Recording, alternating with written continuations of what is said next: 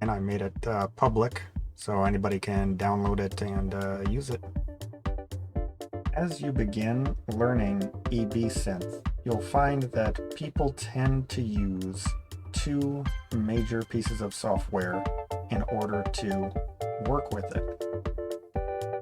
These are Premiere Pro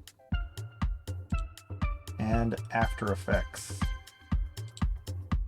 After Effects, Premiere Pro, After Effects, After Effects, After Effects. But I was not looking to buy After Effects or Premiere Pro.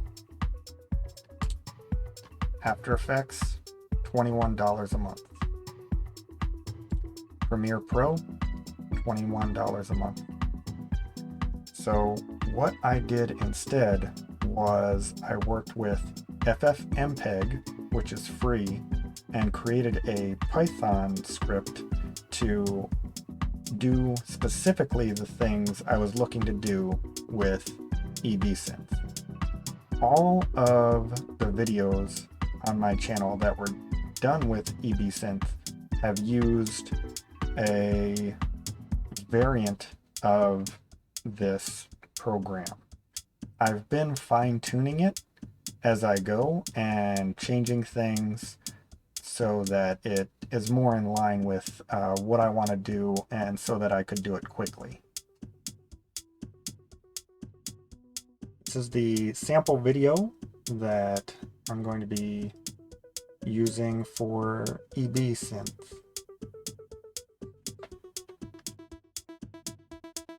Here I have my Python script, and we can run that by saying Python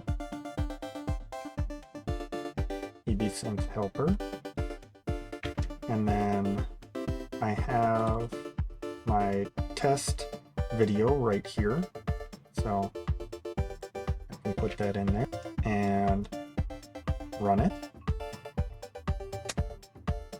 And what that's done for me is it has created the frames of the video. So my next step is actually to take one of these frames and alter it in some way to make it a keyframe. What I'm going to do here is create a folder for my keyframes that I'm going to send to Ebsynth. Well, I think I'm actually going to send this to GIMP, and GIMP is free. You can download that, and I'm going to what should I do? Let's say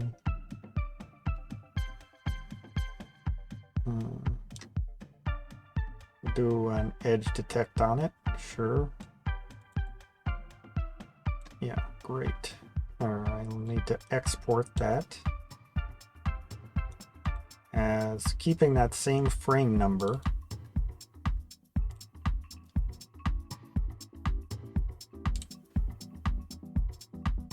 Alright, and then starting up Ebsynth. So our keyframe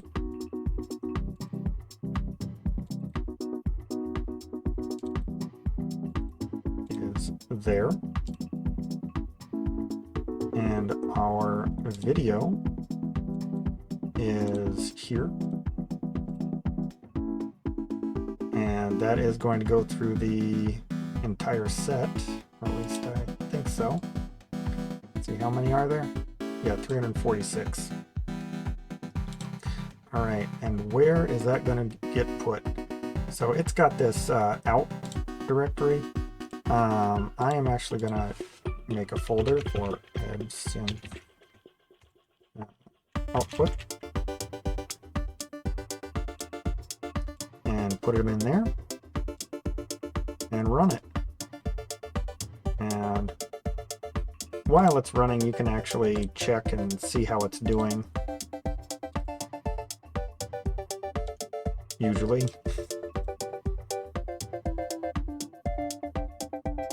Oh, these are really big. I usually do smaller images. You can see that Ebsynth is running.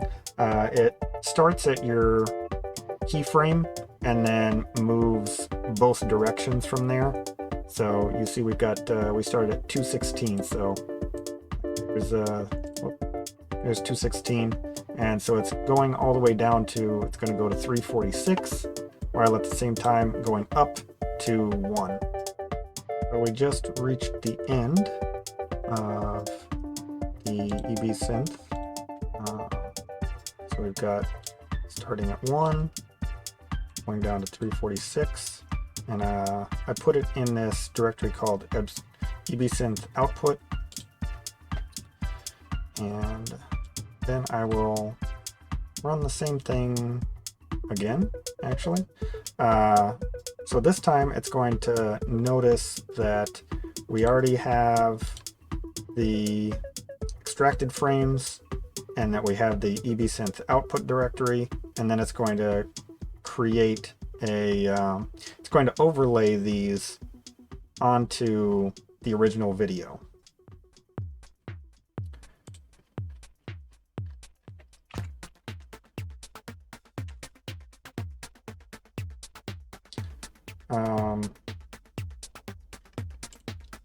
Yeah, and let's see how it went. This is the sample video that I'm going to be using for Ebsynth.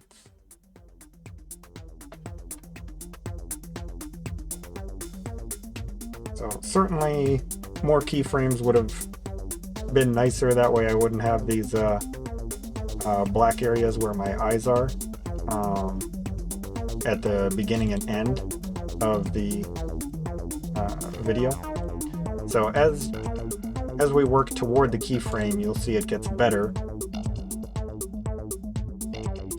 and then as we work away from the keyframe, it loses some of that information. So I didn't always have it doing the overlay. I started that when I wanted to do the transparent background. Actually, let's see. I think I will try that. So here, we'll add the alpha channel. Get the eraser.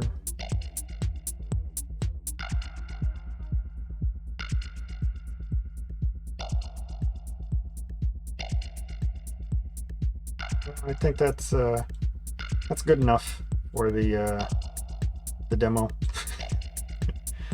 All right. Let's export that.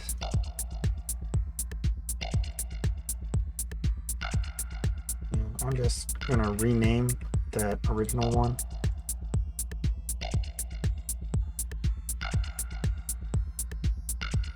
Okay, so now it's got that transparent background. We'll run Ebsynth again. So this was our original Ebsynth output.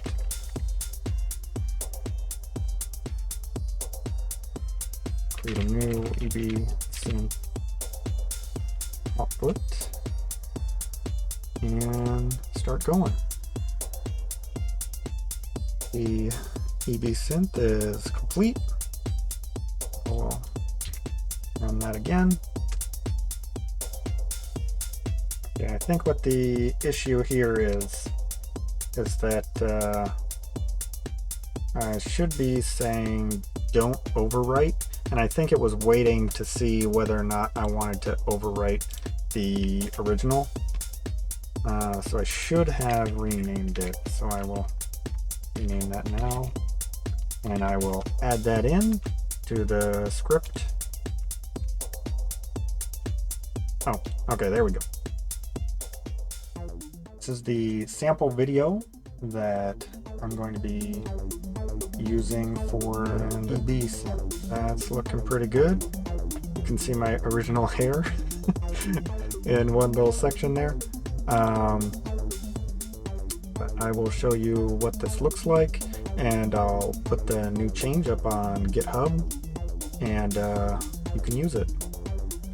All right, so things that you will need: Python and FFmpeg on path and ffprobe on. I'll put in how to install these. This is all for Windows. And then I will push this up to GitHub. Actually, I wanted to make it so it does not try to overwrite the video if it already exists. So that should just be here. Now, let's check it out. See what happens.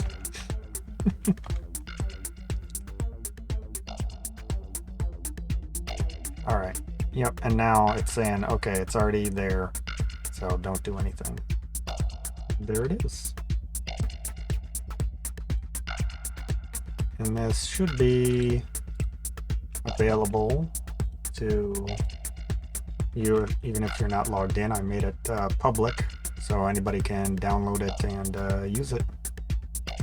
Hopefully that helps out someone that does not want to use After Effects or Premiere and does want to use Ebsynth.